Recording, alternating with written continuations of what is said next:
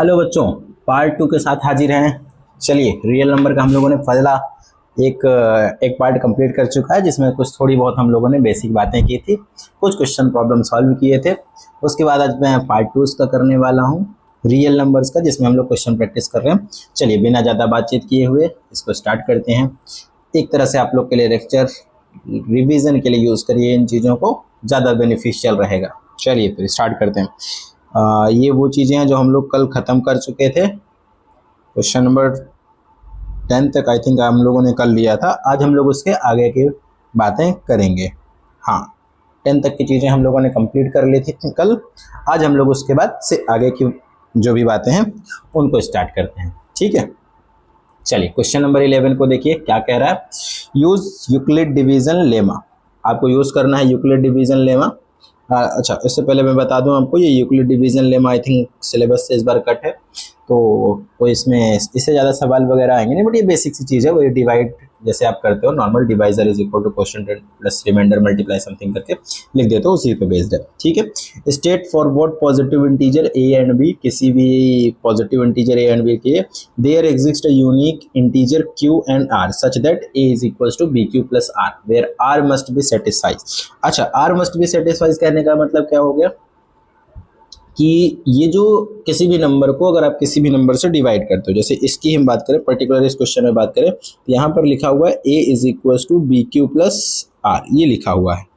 अब ये लिखने का क्या मतलब है भाई, ये चीज़ जो लिखी हुई है इसके लिखने का क्या मतलब है कि हमने किसको डिवाइड किया है, a को हमने डिवाइड किया है किस नंबर से, b, तो q for question q times गया है, और जो भी इसमें बचा है वो r आया है, वो r इसका क्या है, रिमाइंडर है। अब अगर आप लोग को थोड़ा सा याद हो तो ये जो रिमाइंडर की वैल्यू हो सकती है, ये रिमाइंडर की वैल्यू कभी भी डिवाइड जिससे आप कर रहे हो उससे ज़्यादा नहीं आ सकती। ये हमेशा रिमाइंडर क्या बच सकता है, मिनिमम रिमाइंडर 0 बच सकता है किसी भी चीज़ में, तो 0 ही आ सकता है। और ये जो होगा ये हमेशा लेस देन b टाइम्स होगा, क्योंकि अगर b आ गया तो b में आप एक बार उसको और बढ़ा करके आगे चले जाएंगे टेबल में, बट हमेशा ये b से छोटा होना चाहिए जो रिमाइंडर आएगा।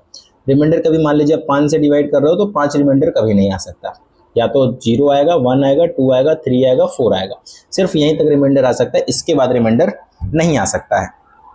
तो जस्ट उसी लॉजिक से हम ये कह सकते हैं कि ये जो हमारे पास है, ये अगर मैं डिवाइड करूंगा तो ये यही आने वाला है। अब देख लीजिए किस ऑप्शन में ये मैच हो रहा है। पहला ऑप्शन क्या कह रहा है, 1 से बड़ा होगा रिमाइंडर, और v, एक सेकेंड, v तो कहीं नहीं था ना, हाँ ये मिसप्रिंट है, यहाँ पर b होगा, दरअसल ये b होगा। तो कह रहा है 1 से बड़ा होगा r बट b से छोटा होना चाहिए, तो नहीं भाई, 0 भी हो सकता है और 1 भी हो सकता है रिमाइंडर, हर केस के लिए हमें देखना है। तो 0 से बड़ा होगा और b के बराबर या इक्वल, बराबर नहीं आ सकता, ये भी गलत है, बराबर नहीं हो सकता, 0 से बड़ा हो या उसके बराबर हो, और r जो हमारा हो लेस देन b हो, तो ये वाला हमारे पास सही ऑप्शन है, ऑप्शन नंबर सी, ये आपका राइट हो जाएगा। इसके साथ आप जा सकते हो, ये वाला भी आपका रॉन्ग है। 0 से बड़ा, 0 भी तो हो सकता है रिमाइंडर भाई, मान लीजिए अगर पूरा पूरा नंबर डिवाइड हो गया, जैसे 25 को डिवाइड करो 5 से, 5 5 से 25 पूरा डिवाइड हो जाएगा, तो 0 भी आ सकता है। ये कह रहे हैं कि सिर्फ फोर्थ वाले ऑप्शन में क्या है कि 0 से बड़ा आएगा रिमाइंडर, जबकि ऐसा पॉसिबल बहुत सारे केसेस में आ जाता है जिसमें वो पूरा नंबर डिवाइड हो जाएगा और रिमाइंडर कितना बचेगा, 0 बचेगा। चलिए आगे वाले क्वेश्चन पे आ जाते हैं। A number when divided by 143 leaves remainder 31। एक नंबर को जब मैं 143 से डिवाइड करता हूं तो वो रिमाइंडर कितना बचता है, 31 बचता है। What will be the remainder when the same number is divided by 13। अगर मैं उसी नंबर को 13 से डिवाइड करूंगा तो कितना रिमाइंडर बचेगा। चलो इसको हम थोड़ा सा बात कर लेते हैं। पहले यूक्लिड डिवीजन से ही आप इसको कर सकते हो, यूक्लिड डिवीजन लेमा का यूज करके। हमसे कहा गया कि अगर मैं किसी नंबर को, सॉल्यूशन, अगर मैं किसी नंबर को 143 से, लेट अस सपोज वो नंबर a है, अगर मैं किसी नंबर को a को 143 से डिवाइड करता हूं तो कुछ समथिंग क्वेश्चन टाइम्स गया है, और फिर मुझे बच गया है रिमाइंडर के एज रूप में 31, रिमाइंडर की तरफ से 31 बच गया है। तो इसके हिसाब से मैं क्या लिख सकता हूं कि a बराबर 143 टाइम्स q और प्लस का 31, यही लिख सकते हो। a is equal to b q plus r वाले लॉजिक से a is equal to b q plus r वाले लॉजिक से। रिमाइंडर बचा था 31, तो रिमाइंडर की जगह पे 31 लिख दिया गया है।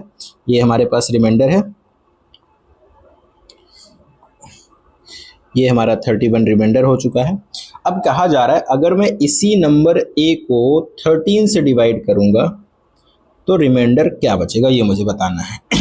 अच्छा, अगर मैं थोड़ा सा ध्यान दो तो अगर मैं 143 से डिवाइड कर रहा हूँ तो यहाँ पर 143 बच रहा है। तो बस ऐसे ही चेक करो, इस नंबर को ऐसे अरेंज करो कि यहाँ पर 13 बचे, तो 13 के अलावा जो भी बचेगा वो हमारा क्या हो जाएगा, रिमाइंडर हो जाएगा। तो a इज इक्वल टू क्या लिखा हुआ है, a इज इक्वल टू लिखा है 143 क्यू प्लस 31।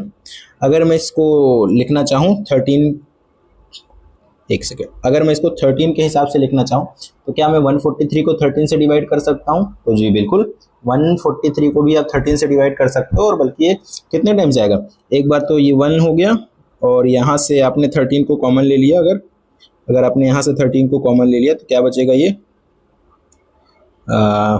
13 वन जा 13, 13 वन जा 13, 11 क्यू प्लस, अच्छा इसको भी कुछ लिख सकते हो क्या, 13 का टेबल, 13 3 जा 39, 13 2 जा कितना होगा 32, तो मैं इसको लिख सकता हूँ 32, सॉरी 26, 13 2 जा 26 होगा हमारा 26 प्लस क्या लिख सकते हो 31 को 26 में 5 ऐड करेंगे तो ये हो गया 5।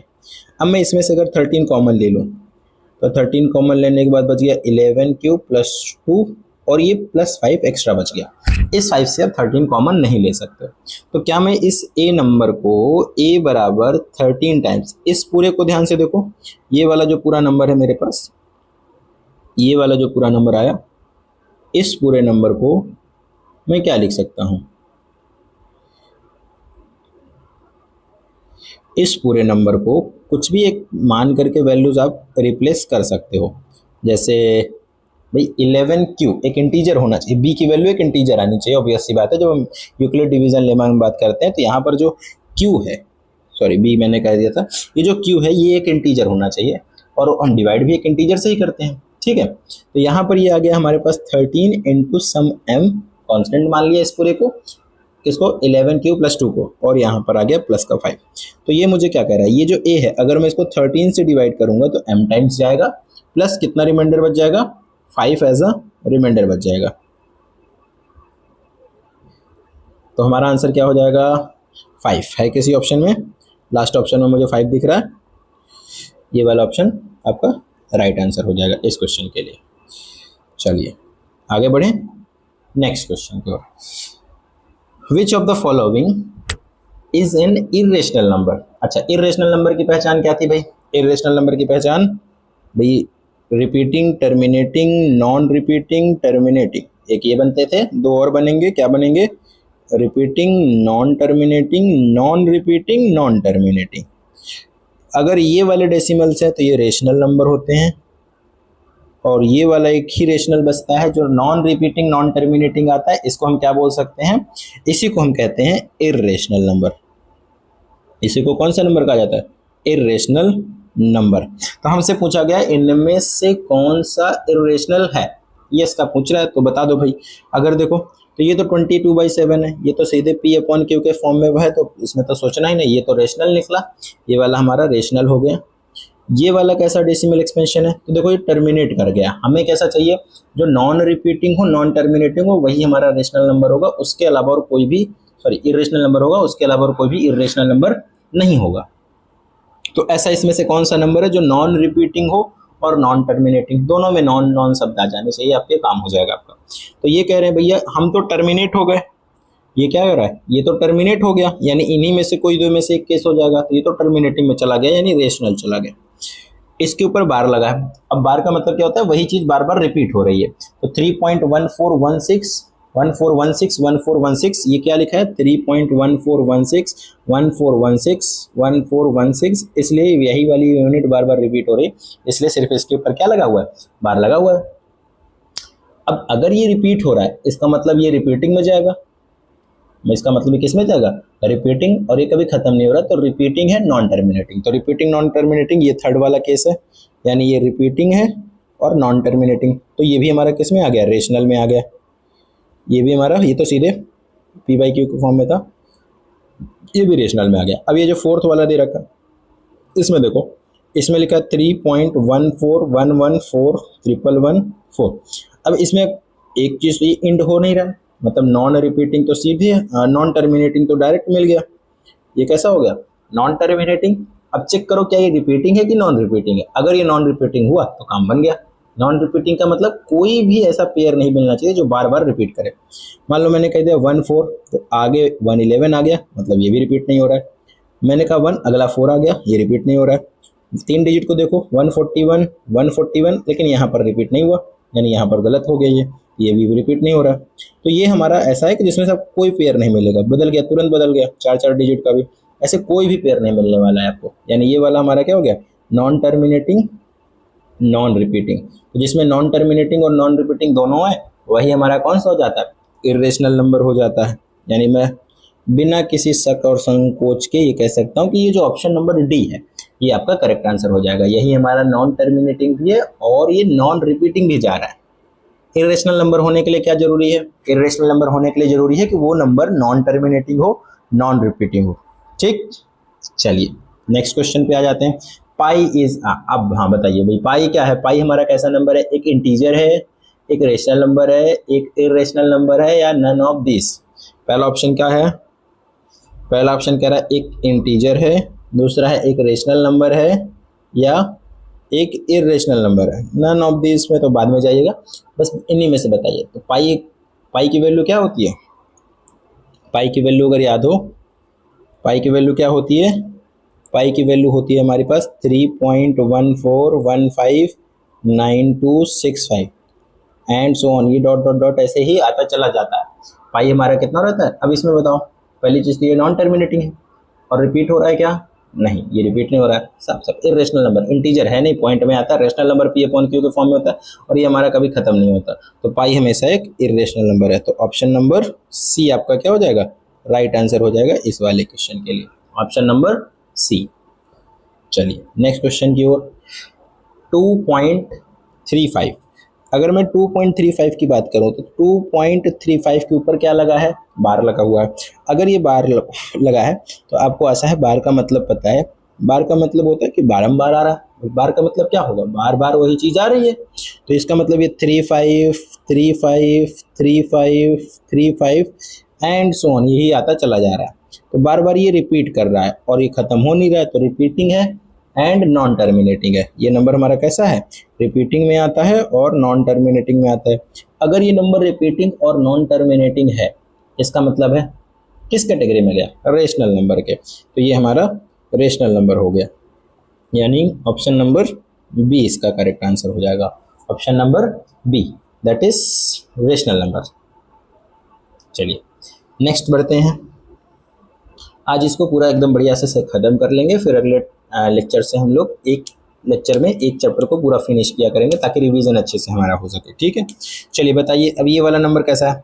अब इसमें देखो वापस से वही, एक बार एक आया, फिर 2 बार एक आया, फिर 3 बार एक आ रहा है, फिर 4 बार एक आ रहा है, और ख़त्म नहीं हो रहा है। इसका मतलब नॉन रिपीटिंग नॉन टर्मिनेटिंग है। और नॉन रिपीटिंग और नॉन टर्मिनेटिंग नंबर कैसा होता है भाई? 2.13113 फिर 3, 4 बार है 1, और फिर 3 है डॉट डॉट डॉट। तो रिपीट हो नहीं रहा है। कोई भी ऐसा यूनिट नहीं मिलेगा आपको जो रिपीट हो रहा है बार बार। मतलब अब ये तो दिख जाएगा कि 3 है 3 है 3 है, ऐसे नहीं देखना है हमें, पूरा का पूरा सेट देखना है कि जस्ट उसके बाद कोई बीच में नंबर छूटना नहीं चाहिए, आगे उसके बढ़ते जाइए और वही नंबर मुझे बार बार आता मिले। ठीक है, समझ में आ रहा है? कहीं कोई दिक्कत हो तो पूछिएगा जरूर। चलिए, नॉन रिपीटिंग है, कुछ भी इसमें रिपीट नहीं हो रहा है, और साथ ही साथ ये कैसा है? नॉन टर्मिनेटिंग भी है। तो non repeating and non terminating, non repeating and non terminating दोनों आ गए। नॉन रिपीटिंग भी है, नॉन टर्मिनेटिंग। अच्छा, रिपीटिंग को कभी कभी रिकरिंग भी बोल देते हैं, रीअकरिंग, तो उसको रिकरिंग या नॉन रिकरिंग भी बोल देते हैं। तो उससे कोई घबराना नहीं है। अगर मान लीजिए कहीं क्वेश्चन में लिख दिया गया तो उससे आपको बस इतना है कि रिपीटिंग वाला ही पूछ गया, बस नाम अलग है। ये नॉन रिपीटिंग नॉन टर्मिनेटिंग यानी कैसा नंबर हो गया? Irrational number. कैसा नंबर है? इर्रेशनल है। कोई ऑप्शन में आपके irrational and irrational number? Option number C, ये हमारा राइट आंसर हो जाएगा। चलिए अगले वाले पे बढ़िए। फिर से देखिए 48 पे बार लगा है, इसका मतलब ये बार बार रिपीट होगा। तो ये वाला नंबर हमारे पास क्या हो गया? एक तो रिपीटिंग हो गया और ये बार बार आता जाएगा तो नॉन टर्मिनेटिंग। तो रिपीटिंग एंड नॉन टर्मिनेटिंग चार ही कैटेगरीज हैं, repeating, terminating, non repeating, terminating, repeating, non terminating और नॉन रिपीटिंग नॉन टर्मिनेटिंग, यही पॉसिबिलिटी है। ये वाला हमारा इरेशनल होता है, बाकी ये तीन हमारे रेशनल होते हैं। रेशनल कैटेगरी है, ये इरेशनल वाली कैटेगरी है। तो ये वाला हमारा रिपीटिंग में जा रहा है, यानी कि इसमें बनेगा रेशनल नंबर में बनेगा, ये रेशनल नंबर हुआ। ठीक है, ऑप्शन नंबर बी। चलिए अगले के बारे में आ जाइए। Which of the following rational number is expressible as terminating decimal. अब देखो टर्मिनेटिंग, ये सब थोड़ा सा ध्यान से देखिए, ये जो इंपॉर्टेंट शब्द है टर्मिनेटिंग डेसिमल। क्या होता है टर्मिनेटिंग डेसिमल भाई? टर्मिनेटिंग डेसिमल उनको बोला जाता है जो, हाँ बोलो भाई, खत्म हो जाए, एकदम सही पहचाना। ऐसे डेसिमल्स जिनका एक्सपेंशन, जब मैं उनको डिवाइड करूं तो डेसिमल क्या होना चाहिए? खत्म हो जाना चाहिए, उनको मैं टर्मिनेटिंग डेसिमल बोलता हूँ। और जिनका डेसिमल एक्सपेंशन नहीं खत्म होता उसको मैं नॉन टर्मिनेटिंग बोलता हूँ। तो टर्मिनेटिंग के लिए बताया गया था, अगर मुझे टर्मिनेटिंग चेक करना है तो क्या चेक करते हो, और अगर मुझे नॉन टर्मिनेटिंग चेक करना है तब क्या चेक करते हैं।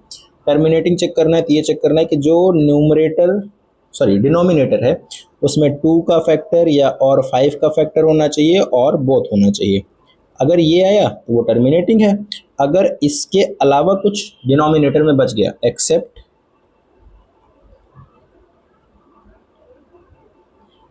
2 और 5 और बोथ, 2 और 5 या उन दोनों के अलावा कुछ भी आ जाए तो वो हमारा नॉन टर्मिनेटिंग हो जाएगा। अब इसमें जितने भी नंबर दिए इन सब का बस आपको नीचे वाला पोर्शन चेक करना है, हाँ कट पिट करके तब चेक करना है, एक बार कट पिट जाए उसके बाद चेक करना। अगर वो 2 और 5 ही बस है तो इसका मतलब है कि वो टर्मिनेटिंग है, और अगर उसमें नॉन टर्मिनेटिंग हुआ तो 2 और 5 के अलावा भी कुछ ना कुछ जरूर आ जाएगा। ठीक है, चलिए फिर शुरू करें इसको। इसको मैं 2 बार कर देता हूँ, इसके में ज़रूरत पड़ेगी ना पेज की, एक और एक्स्ट्रा पेज की। चलिए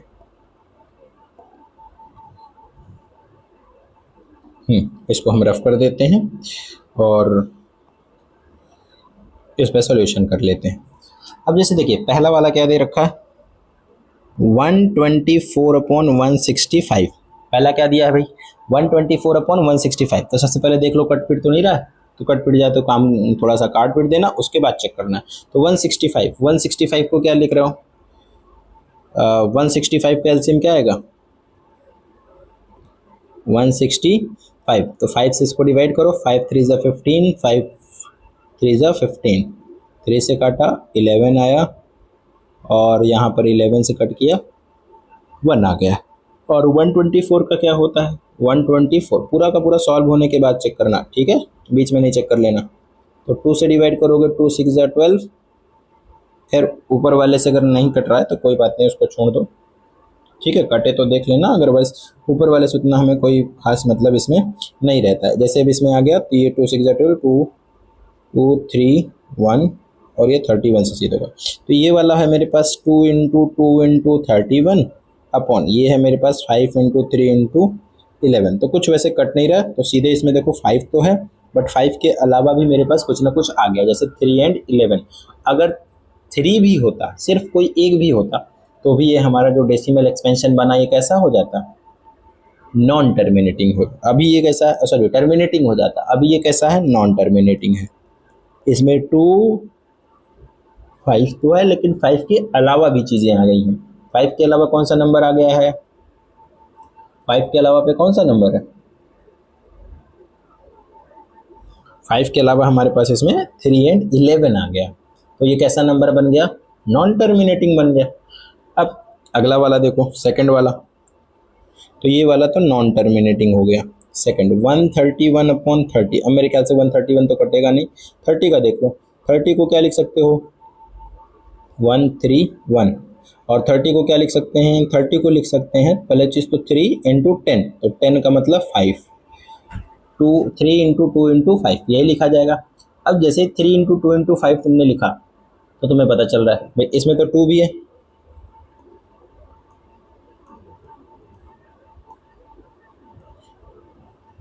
इसमें तो 2 भी है 5 भी है, लेकिन उन दोनों के साथ साथ एक 3 भी आ गया। एक्स्ट्रा अगर कुछ भी आया, 2 हो सकता है, 5 हो सकता है, और 2 और 5 के अलावा अगर कुछ भी आ गया तो वो हमारा नॉन टर्मिनेटिंग बना देगा उसको।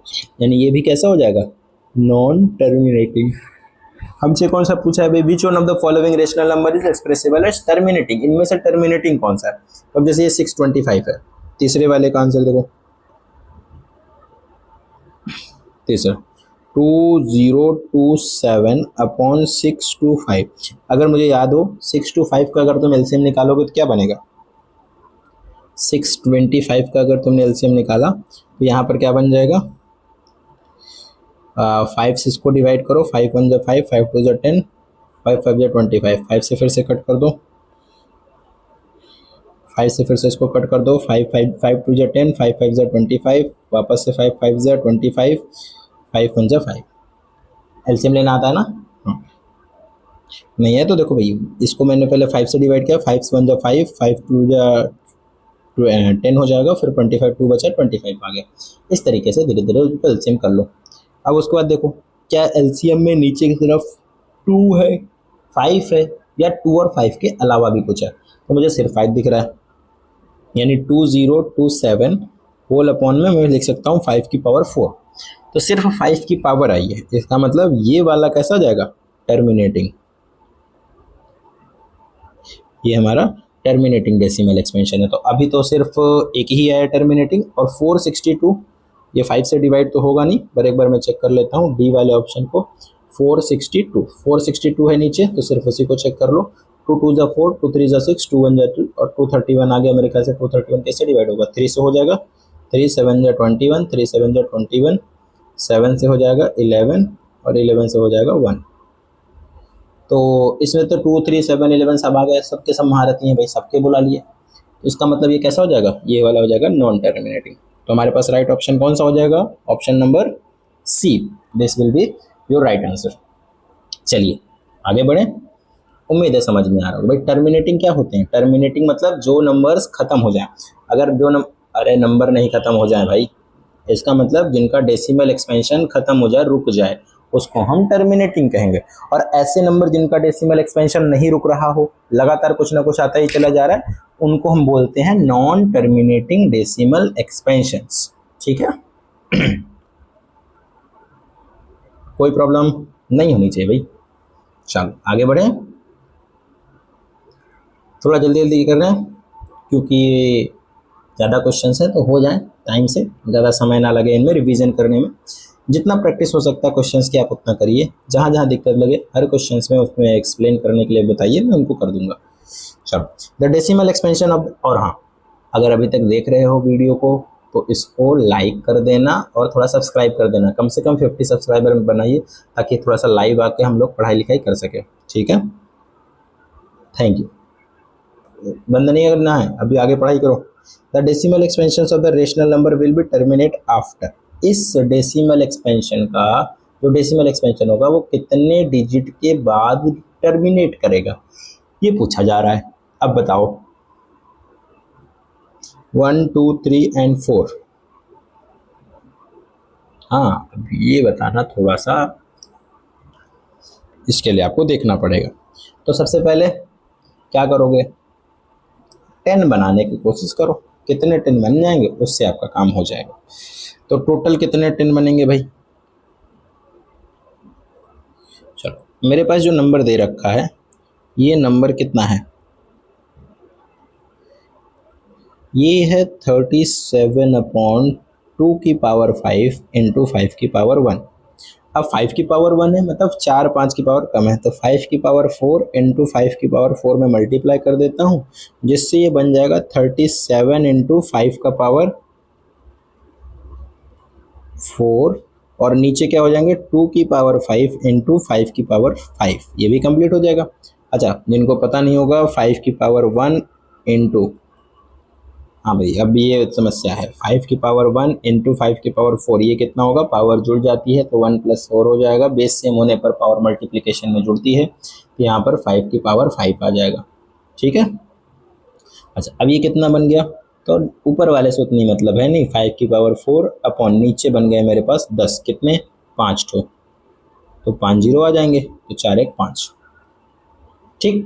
अब जब आप ऊपर वाले नंबर को डिवाइड करेंगे तो कितने डिजिट के बाद वो रिपीट कर जाएगा, 5 डिजिट्स के बाद।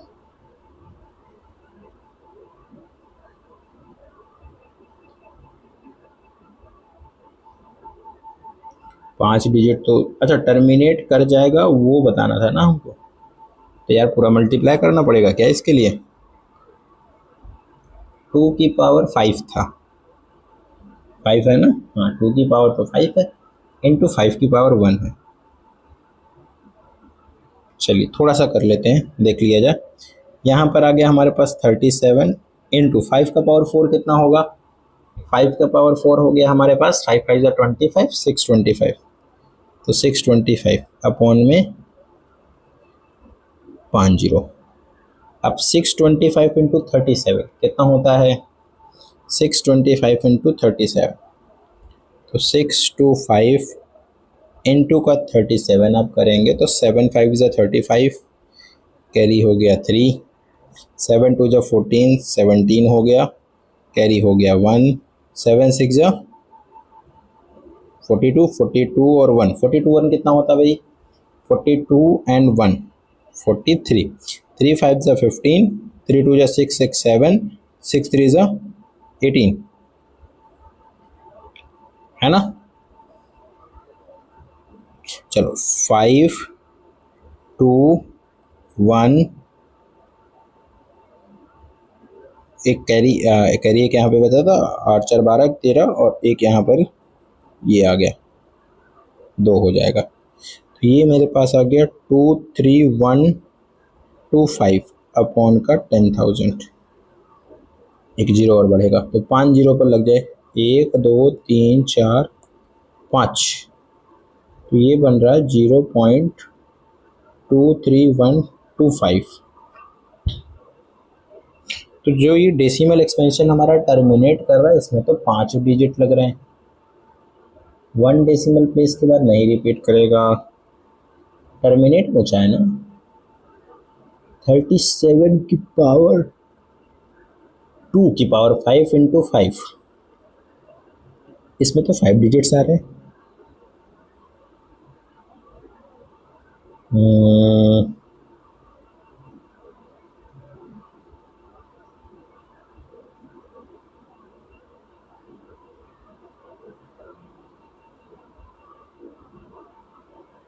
एक बार हम और डिवाइड करके चेक कर लेते हैं।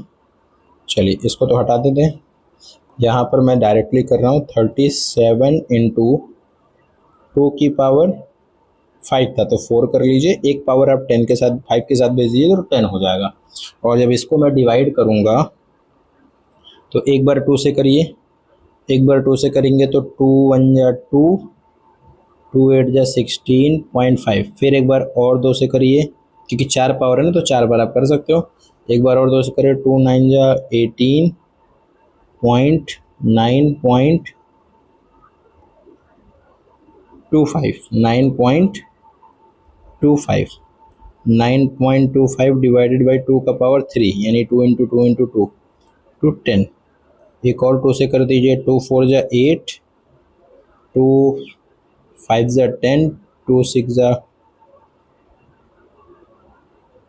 नहीं एक सेकंड, 2 4 जा 8 1 2, 2 6 जा 12,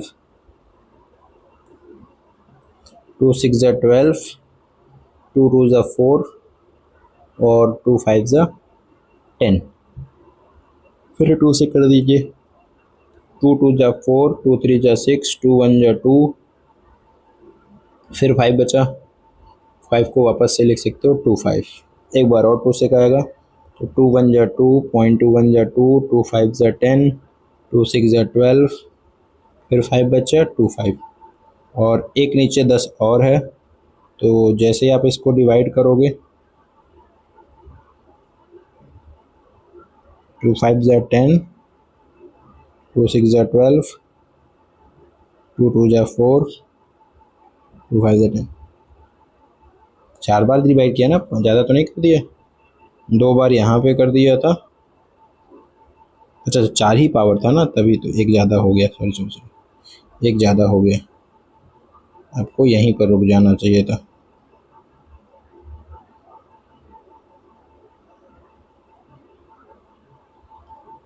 यहीं पर रुक जाओ। 2.3125 और अपॉन में आ गया 10, यहाँ से आ गया 0.23125, 23125 और 0.23123 वहाँ भी आया था। तो ये तो 5 डिजिट के बाद हो रहा है ना। आई थिंक किसी ऑप्शन में मिस्टेक है, यहाँ पर एक ऑप्शन और आप जोड़ दो डी, या 4 को ही कट करके 5 लिख लेते हैं, ठीक है, यहाँ पर 5 कर दो। ये वाला हमारा 5 डिजिट के बाद टर्मिनेट हो रहा है। टर्मिनेट होने का मतलब कब वो एंड कर रहा है, ठीक है। दोनों तरफ से हम लोगों ने चेक किया ना एक बार। एक नॉर्मल मेथड से जितने जीरोज आ गए उसके हिसाब से नीचे बेस में बनाने होते हैं, जितने जीरोज बन गए उतने डिजिट के बाद टर्मिनेट कर जाएगा।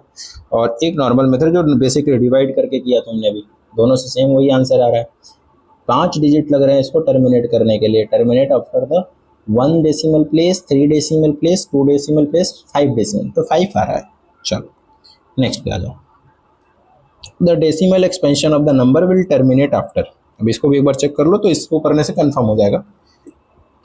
तो 14753 को डिवाइड करना है 1250 से, तो नीचे जीरोस बनाओ। तो 1250 को आप क्या लिख सकते हो, 1250 का एलसीएम ले लो। सबसे पहले 2 से डिवाइड कर दो, तो 2 6 ज़ा 12, 2 2 ज़ा 4, 2 5 ज़ा 10।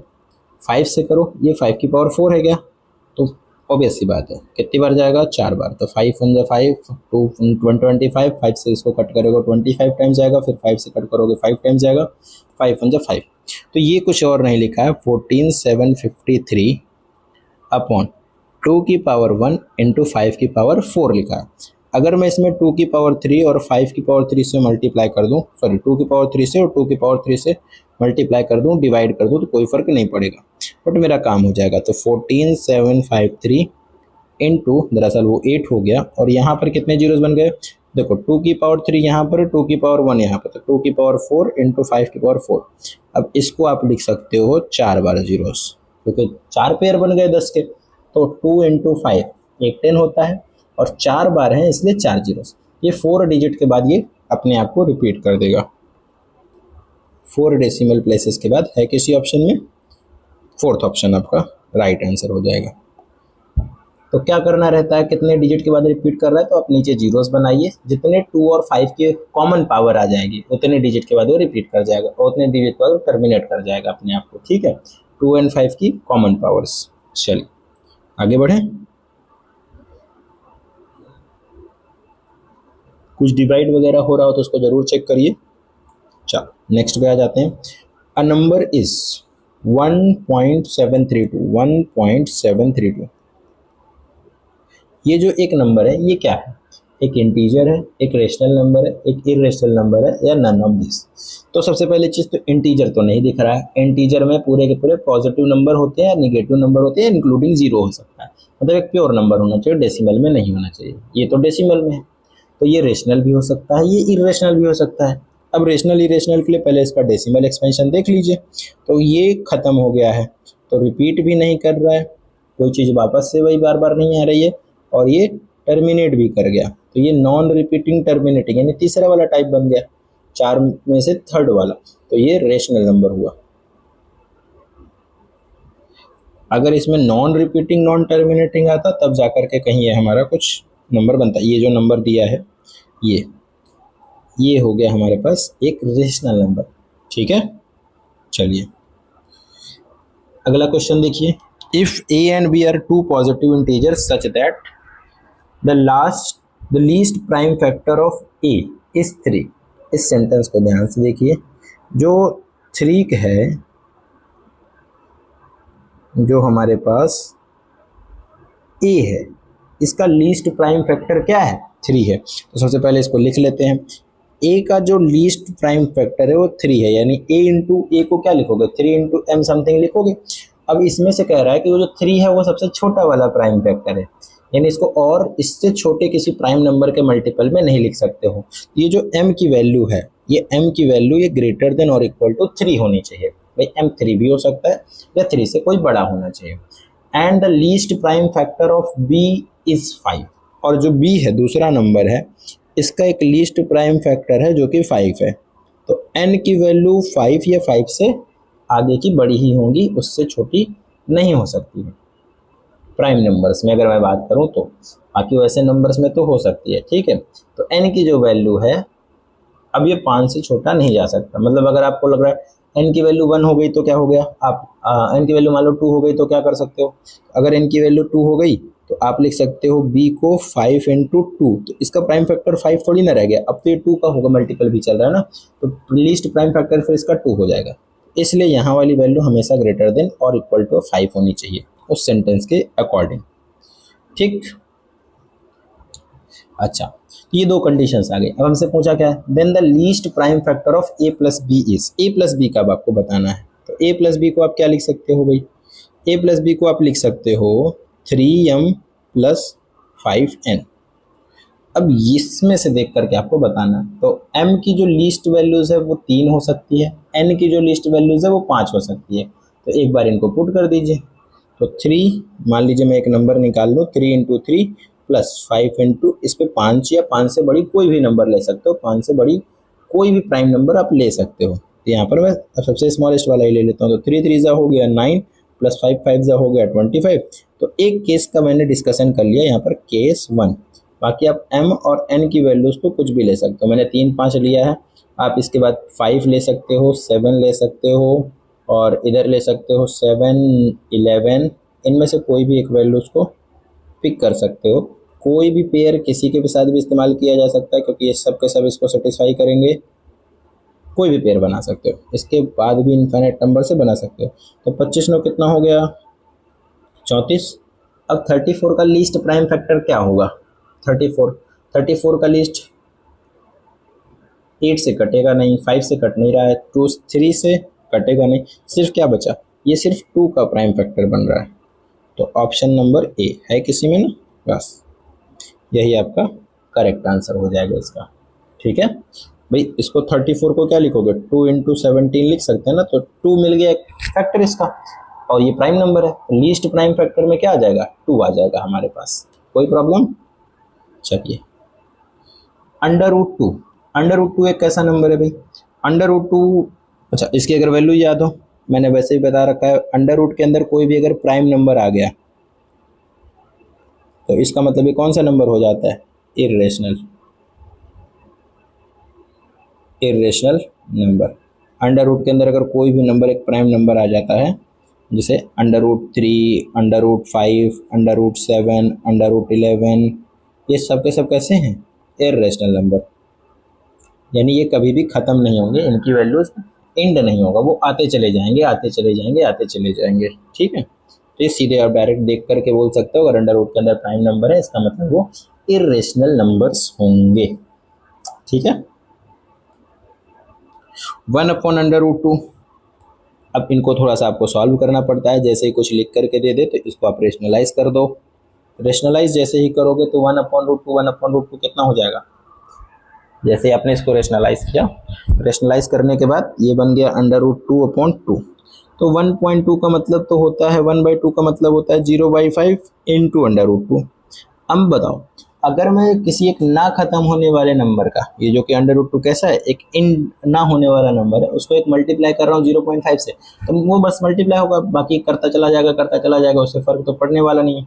तो अभी भी ये नॉन टर्मिनेटिंग था, अभी भी ये नॉन टर्मिनेटिंग रहेगा, और कोई डिजिट √2 में सेम है नहीं, तो वैसे भी नहीं मिलने वाला। बाकी एक रेशनल और एक इर्रेशनल का मल्टीप्लाई, अगर ये रेशनल 0 नहीं है, इफ 0 से नहीं है, rational does not equal to 0, तो ये हमेशा आंसर कैसा आएगा, इर्रेशनल नंबर ही आएगा। लेकिन अगर पहला वाला रेशनल वाला 0 हो जाए तो 0 इंटू समथिंग करोगे 0 आएगा, that will gives you rational number, तो ये सीधे इर्रेशनल नंबर आ जाएगा आपके पास। ऑप्शन नंबर सी आपका राइट आंसर हो जाएगा, इर्रेशनल नंबर। चलिए, 2 प्लस √2, इर्रेशनल प्लस इर्रेशनल, ये तो डायरेक्ट आप कर सकते हो, इर्रेशनल नंबर सीधे लिखे, इर्रेशनल नंबर। भाई ना खत्म होने वाले नंबर में मैं 2 जोड़ दूंगा तो क्या होगा, पहले था 0 पॉइंट ना खत्म होने वाला, अब हो जाएगा 2 पॉइंट ना खत्म होने वाला, तो सीधे डायरेक्ट इर्रेशनल नंबर लिख सकते हो, ठीक है। बाकी प्रूविंग एक हाँ तैयार करके जाइए, क्योंकि वो एग्ज़ाम में पूछ ही लेते हैं प्रूविंग वाला केस रेशनल इरेशनल का, और हर बार आता है वो, ठीक है। What is the least number that is divisible by all the natural numbers from 1 to 10 both inclusive? तो मुझे एक लीस्ट नंबर बताना, एक ऐसा नंबर बताइए जो कि डिविजिबल बाई हो किससे, सभी नेचुरल नंबर से, फ्रॉम 1 to 10, और इन दोनों को इंक्लूड करते हुए। तो एक ऐसा नंबर जो किसी भी नंबर से डिवाइड होता है वो उनका एलसीएम होता है। तो मुझे 1 से लेकर 10 तक के सभी नंबर से डिवाइड होने वाला नंबर बताना है। तो 1 से लेकर 10 तक के डिवाइड होने वाले सभी नंबर को बताने का मतलब 1 से लेकर 10 तक के सभी नंबर्स का क्या निकाल दो, एलसीएम। 1 से लेकर 10 तक के सभी नंबर का एलसीएम निकाल दो। तो जो वो एलसीएम आएगा वो क्या होगा, एक ऐसा नंबर होगा जो इन सभी नंबर से डिवाइड हो रहा होगा। तो इसका मतलब आपको बस एलसीएम निकालना है। किसका किसका एलसीएम निकालना है, 1 2 3 4 5 6 7 8 9 10, भाई इन सबको लेकर के चलना था, तो इन सब का एलसीएम निकालो। सबसे पहले 2 से डिवाइड कर दो, तो 2 1 जा 2, 3 2 2 जा 4, 5 एज इट इज लिख दीजिए, 2 3 जा 6, 7 को एज इट इज, 2 4 जा 8, 9 एज इट इज, 2 5 जा 10। अभी भी 2 से डिवाइड होने वाले नंबर्स हैं, तो इसको भी 2 तक ले जाइए। 1 इंटू 1, 2 1, ये 3 तो डिवाइड होगा नहीं, 3 एज इट इज, फिर 1, फिर 5, ये भी होगा नहीं, 3 1 जा 3, 7 7 भी एज इट इज, फिर उसके बाद 7 7 के बाद 2 2 जा 4, 9 एंड 5 एज इट इज। अभी भी और 2 से डिवाइड होने वाले नंबर्स हैं, 1 1 3 1 5 3 7 1 9 5। अब आप बढ़िया नंबर में आगे 3 को ले आइए, तो 1 1 1 1 5 1 7 1 3 3 जा 9 एंड 5। तो फिर से 3 से कट कर दीजिए, 1 1 1 1 5 1 7 1 1 5। अब बस 7 और 5 नीचे दिख रहे हैं, तो एक बार 5 से जाएगा, 1 1 1 1 1 नहीं, 7 1 1 एंड ये भी हो जाएगा 1। अब बस एक बार 7 से और कट कर दीजिए, आपके पास सारे नंबर्स डिवाइड हो गए। बस सब हो गया। अब ये जो आया ये इनका एलसीएम हो गया, तो एलसीएम का वैल्यू कितना आया है, 2 का पावर 3, 2 का पावर 3 और 3 का पावर 2 और 5 इंटू 7। सभी नंबर्स को निकाल करके मल्टीप्लाई कर दीजिए, तो 8 इंटू 3 3 जा 9 इंटू 5 इंटू 7, 8 5 जा 40 इंटू 9 7 जा 63। इन दोनों का मल्टीप्लाई किया, इन दोनों का कर लिया। अब यहाँ से कितना आ जाएगा वो बताइए, तो 40 इंटू 3, 4 3 12, 6 6 को 24 25 और 1 0 लग जाएगा, तो 25 20। ये एक ऐसा नंबर होगा जो 1 से लेकर के 10 तक के सभी नंबर से क्या हो रहा है, डिवाइड हो जा रहा है। क्या नंबर है भैया, 2520, ये हमारा आंसर हो जाएगा। ठीक है, ये 2 से लेके 1 से लेके 10 तक के सभी नंबर से डिवाइड होगा। चलिए बस करते हैं फिर आज के लिए इतना ही। अब आप लोगों का चैप्टर 1 कंप्लीट है। इससे रिलेटेड और भी जो क्वेश्चंस हैं हम लोग आगे चल करके फिर जब आगे क्लासेस मिलेंगे तो उसमें हम फिर से सॉल्व करेंगे। बट चैप्टर 1 हमारा रिवाइज हो चुका है। इनसे रिलेटेड और भी ढेर सारे सवाल हैं, उनको करिए, जहाँ प्रॉब्लम लगे उनको पूछिए, सॉल्व करिए। धन्यवाद आप लोगों का अभी तक देखने के लिए। और हाँ, हो सके तो अगर आप लोगों को चीज़ें समझ में आई हों तो वीडियो को लाइक करिए, चैनल को सब्सक्राइब कर लीजिएगा और आगे इसको शेयर करते रहिएगा। ठीक है, थैंक यू।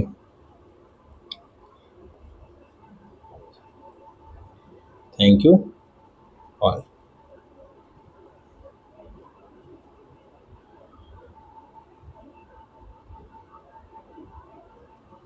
ठीक है,